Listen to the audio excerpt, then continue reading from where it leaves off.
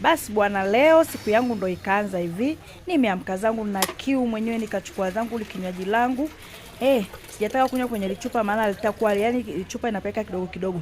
Nikamimina kwenye hilo libobo na kuambia, nikaanza kubugia. Bugu bugu bugu bugu bugu bugu bugu, mwenyewe nakata kiu yangu kama kawaida yangu. Basi hapo na shusha zangu chap chap. Ni tamu lakini ni chungu, ila basi nikaenda zangu ndani chap chapu. Nimeamua zangu leo napika zangu maharage.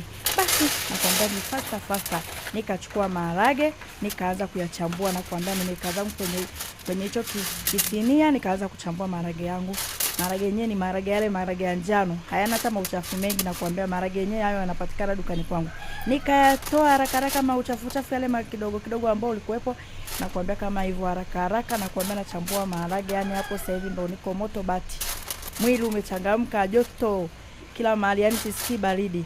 Na kuambia chap nimechambua maharage yangu hapo kama unavyoniona. Jamani, mbona mambo ni matamu. Basi leo na vibe langu la kula maharage. Hivyo maliza nikaachia kwenye sufuria, nikaenda zangu kuosha maharage.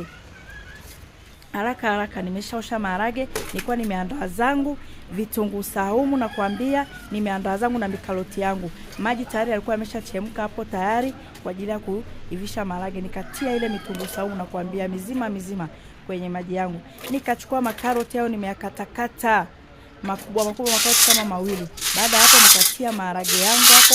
Maharage yanachemka na karoti na kitunguu saumu. Na kuambia usiombe kuyajua hayo maharage, maana hayo maharage yenyewe ukiatia tu chumvi yenyewe hata bila kuyaonga unayala. Basi pishi langu la maharage ndo linaendelea hivyo.